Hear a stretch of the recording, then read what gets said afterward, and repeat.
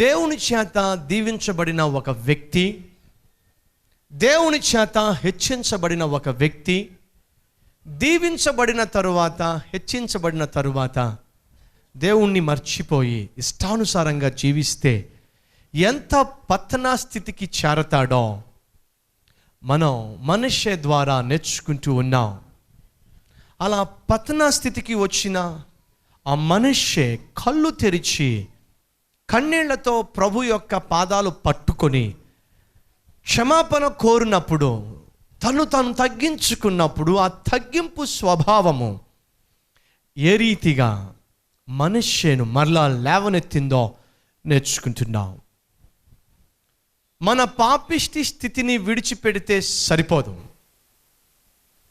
నేను మారాను అని చెబితే సరిపోదు. ప్రభువు నన్ను క్షమించాడు అని చెబితే సరిపోదు. మారిన తరువాత నీ జీవితం ఎలా ఉంది? మార్పు చెందిన నీవు మరలా లోకం వైపుకు తిరగకుండా, పాపం వైపుకు వెళ్ళకుండా ఉండడానికి నువ్వు తీసుకుంటున్న జాగ్రత్తలు ఏమిటి అనే దాని మీదే నీ భవిష్యత్తు ఆధారపడి ఉంటుంది. చాలామంది సాక్ష్యాలు చెప్తున్నప్పుడు తాము ఎంత పాపిష్టి స్థితిలో జీవించే వాళ్ళు పోసగుచ్చినట్టు చెప్తారు. అవునా కదా? విన్నారా ఈ సాక్ష్యాలు?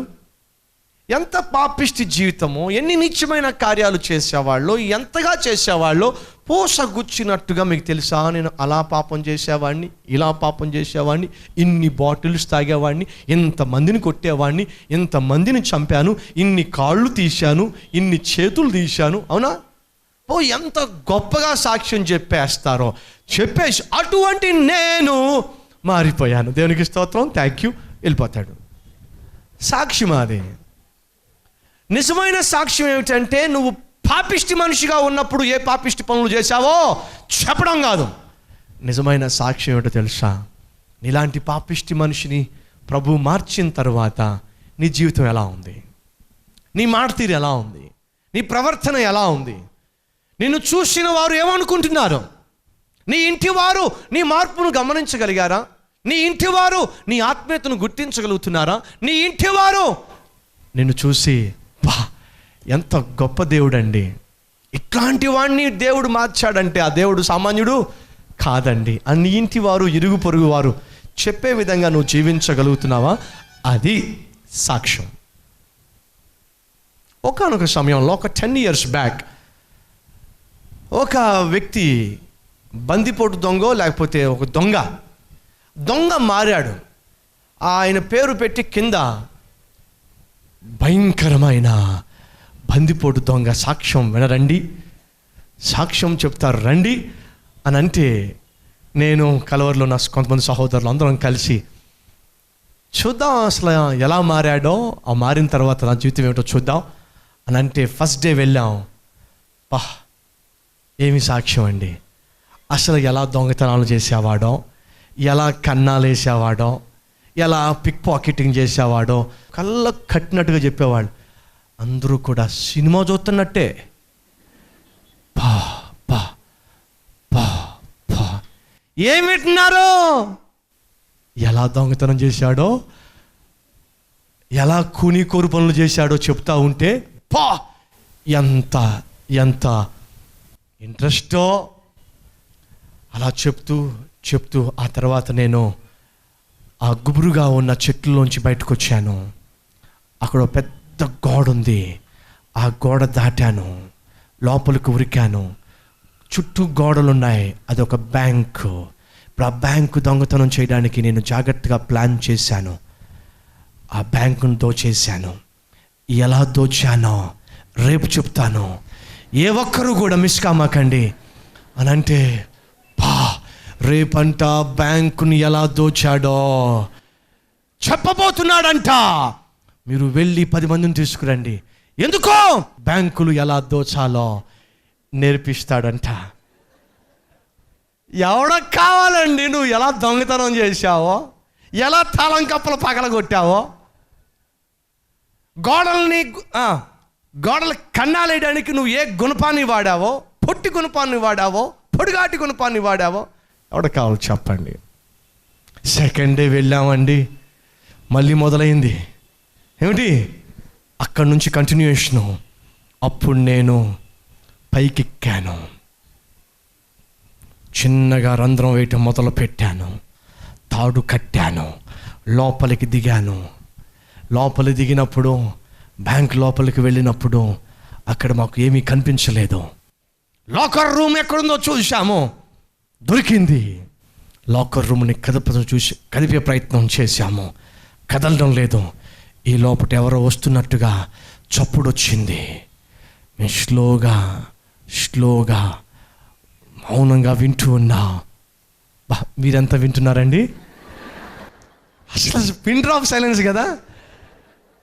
ఎవరో చెప్పిన సాక్ష్యాన్ని నేను చెప్తుంటేనే మీరు ఇలా వింటున్నారంటే, ఆయన వచ్చి చెప్తే ఫ్రంట్కి వచ్చి కూర్చుంటారు మీరు. నాకు తెలుసు ఆ విషయం.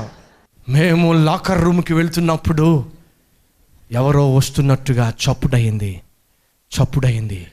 అంటే ఈ సాక్ష్యం వినేవాళ్ళు ఎవరినో వచ్చారేమో అని చెప్పి వీళ్ళు చూసుకుంటున్నారు. అంత డీప్గా వెళ్ళిపోయారు. ఎవరు వచ్చారో, ఎంతమంది వచ్చారో, ఎలా మేము దొరికిపోయామో, రేపు చివరి రోజు మిస్ కామాకండి అని చెప్పి మరలా వెళ్ళిపోయాడు ఆయన. 3 రోజులు మొత్తం అందరికీ సీన్లు చూపించాడండి, సీరియల్ చూపించాడండి. అంతా అయిపోయిన తర్వాత 3వ రోజు మొత్తం ఎలా కన్నాలేశాడో, ఎలా దొంగతనాలు చేశాడో, ఆఖరికి ఎలా దొరికిపోయాడో చెప్పి, అట్లాంటి పనికి మళ్ళీ నన్ను దేవుడు మార్చేశాడు, మిమ్మల్ని కూడా మార్చగలడు. దేవునికి స్తోత్రం. మీకు ఎంతమందికి సాక్ష్యం నచ్చింది అంటే, బా కన్నాలేసే ఈ బందిపోటును దేవుడు మార్చేశాడు. అదా సాక్ష్యం? లేదండి. సాక్ష్యము అనగా ఒకప్పుడు నేను పనికి మాలిన వాడిని, పాపిష్టి వాడిని. అటువంటి పాపిష్టి వ్యక్తిని ప్రభువు పరిశుద్ధుడిగా ఎలా మార్చాడో, పరిశుద్ధమైన జీవితాన్ని ఎలా ఇచ్చాడో, పాపం పైన జయాన్ని ఎలా అనుగ్రహించాడో, ఇప్పుడు తను ఎలా చూడగలుగుతున్నాడో, ఎలా తలంచగలుగుతున్నాడో, ఎలా జీవించగలుగుతున్నాడో, తన జీవితాన్ని బట్టి ఇతరులను ఎలా ప్రభువు దగ్గరకు నడిపించగలుగుతున్నాడో, పాపం పైన జయ జీవితము కలిగి ఏ రీతిగా ప్రభువుకు సాక్షిగా బ్రతకగలుగుతున్నాడో చెప్పగలడం సాక్ష్యం. కానీ పాపిష్టోడినండి ప్రభు మార్చేశాడండి, దేవునికి స్తోత్రం అండి అని చెప్పి వెళ్ళిపోతే అదేమి సాక్ష్యం అండి? మారితే సరిపోదు. మార్పు చెందిన నీవు ఆ మార్పును కొనసాగించటానికి, రక్షించబడిన నీవు ఆ రక్షణను బహు జాగ్రత్తగా కాపాడుకోవడానికి, కడవరకు బహు నమ్మకముగా నీ ఆత్మీయతను కొనసాగించుకోవడానికి నువ్వు చర్యలు తీసుకోవాలి, స్టెప్స్ తీసుకోవాలి, జాగ్రత్తలు తీసుకోవాలి. పాపిష్టి మనిషి మారాడు, ప్రభు మార్చేశాడు. మారిపోయిన తర్వాత స్టెప్స్ తీసుకుంటున్నాడు. తాను శత్రువులకు దొరికిపోయాడు. శత్రువులు వచ్చి తనను బంధించి వేశారు, తన ప్రజలను అస్తవ్యస్తముగా చేసి పడేశారు. కాబట్టి మరొక్కసారి శత్రువులు వచ్చి తనను దోచుకోకుండా ఉండాలి అంటే తన చుట్టూ ఏముండాలి? తన చుట్టూ కోటను నిర్మించుకోవాలి, తన చుట్టూ కంచెను వేసుకోవాలి. ఎందుకు కంచె వేసుకోవాలని ఆశపడుతున్నాడు? ఎందుకు తన చుట్టూ భద్రతను ఏర్పరచుకుంటున్నాడు? తనకిప్పుడు తెలుసు తన జీవితం బహు విలువైనది, తన మీద తన రాజ్యము ఆధారపడి ఉన్నది. ఒకవేళ నేను నిర్లక్ష్యంగా ఉంటే, మరలా నేను కాలు జారితే, మరలా నేను నా జీవితాన్ని పాడు చేసుకుంటే, నేను మరలా దేవునికి దూరం అయిపోతే శత్రువు వచ్చేస్తాడు, నన్ను తీసుకుపోతాడు, దోచుకుపోతాడు. మరలా నేను శత్రువుకి అవకాశము ఇవ్వకూడదు. అయితే ఏం చేయాలి? శత్రువు జ్వరబడకుండా చుట్టూ ప్రాకారాన్ని నిర్మించుకోవాలి. That's what he has done it. Let us turn your Bibles to 2 Chronicles chapter 33. చూడండి, 33వ దినవృత్తాంతము, 2వ దినవృత్తాంతములు 33వ అధ్యాయము 11వ వచనం నుంచి కాస్త ముందుకు వెళ్దాం. ఇది అయిన తరువాత అతడు దావీదు పట్టణము బయట గిహోనుకు పడమరగా లోయయందు మత్స్యపు గుమ్మము వరకు ఓపేలు చుట్టూను బహు ఎత్తు గల గోడను కట్టించెను. నెంబర్ 1 ఏం చేశాడు? తన చుట్టూ కంచె వేసుకున్నాడు, తన చుట్టూ గోడను నిర్మించాడు. మరియు యూదా దేశములోని బలమైన అన్నిటిలోనూ సేనాధిపతులను ఉంచాడు. ఏం చేశాడు? సెకండ్ ఏం చేశాడు? మొదటిగా తన దేశం చుట్టూ పెద్ద కోటను నిర్మించుకున్నాడు. అలా నిర్మించడం మాత్రమే కాకుండా ప్రాముఖ్యమైన సిటీస్ మీద, ప్రముఖమైన పట్టణముల మీద సైన్యము వచ్చి దాడి చేస్తారేమో అని చెప్పి ఆ పట్టణాలకు సేనాధిపతులను ఏం చేశాడు? కాపు పెట్టాడు. ఇంగ్లీష్లో ఒక మాట ఉంటుంది, to capture the country, capture the capital city. ఏంటంట? ఒక రాజ్యాన్ని జయించాలి అంటే ఆ రాజ్యం యొక్క రాజధాని పట్టణాన్ని ఏం చేయాలి? వశపరుచుకోవాలి. ముఖ్యమైన పట్టణాన్ని శత్రువు దోచుకోవాలి అని ఆశపడే పట్టణాన్ని శత్రువు దోచుకోకుండా అక్కడ కాపుదల పెట్టుకున్నాడు.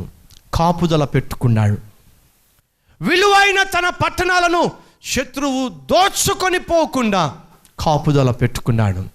జాగ్రత్తగా వింటే దీంట్లో ఒక చక్కని పాఠాన్ని మనం నేర్చుకోవచ్చు. మన శరీరములో విలువైన పట్టణాలు ఏమిటి? సులువుగా సైతాను మనల్ని దోచుకోవడానికి అటాక్ చేసే ఈ రాజ్యంలో ముఖ్య పట్టణాలు, మొదటిగా కన్నులు. జ్ఞాపకం పెట్టుకోండి. త్వరగా సైతాను అటాక్ చేసే పట్టణము, అటాక్ చేసే అవయము ఏదైనా ఉందయా అంటే కన్నులే. అందుకే బైబిల్ సెలవిస్తూ ఉంది, నీ కన్ను తేటగా ఉన్నట్లయితే నీ దేహం అంతయు వెలుగుమయమై ఉంటుంది. నీ కళ్ళు పాడైపోయినట్లయితే నీ దేహం అంతయు పాపమయమైపోయి ఉంటుంది. కాబట్టి సైతాను నీ దేహాన్ని మలినం చేయాలంటే, నీ దేహాన్ని లోపరుచుకోవాలంటే మొదటిగా వాడు అటాక్ చేసే విలువైన పట్టణం ఏంటో తెలుసా? నీ కళ్ళే. నీ కళ్ళను వాడు అటాక్ చేస్తాడు. అప్పుడు ఏం చేయాలి? రక్షించబడిన ప్రియ సహోదరుడా, రక్షించబడిన ప్రియ సహోదరి, నీకు బాగా తెలుసు నీ కళ్ళ వల్ల నువ్వు ఏ పాపిష్టి పనులు చేశావో. నీకు బాగా తెలుసు నీ కళ్ళ వల్ల నువ్వు ఎంత అపవిత్రమైన మలినమైన జీవితాన్ని నువ్వు జీవించావో. ఆ కళ్ళు పాడైపోయిన కళ్ళు, కానీ ప్రభువు కనికరించి బాగు చేశాడు. అపవిత్రమైన నీ కళ్ళను దేవుడు పరిశుద్ధపరిచాడు.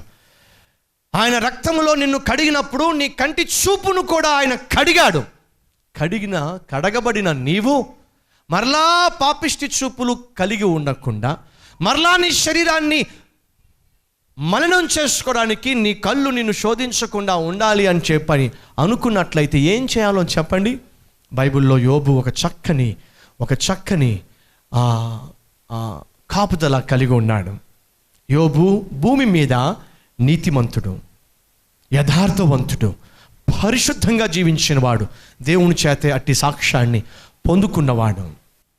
తాను ఎలా అలా పరిశుద్ధంగా జీవించాడో, ఎలా అలా పవిత్రంగా తను కాపాడుకోగలిగాడో, ఒకసారి తన స్నేహితులతో మాట్లాడుతూ ఒకసారి తన సూత్రం ఏమిటో తను బయట పెట్టాడు. చదువుతారా ఆ మాట ఏమిటో? ఒకసారి యోబు గ్రంథాన్ని చూడండి.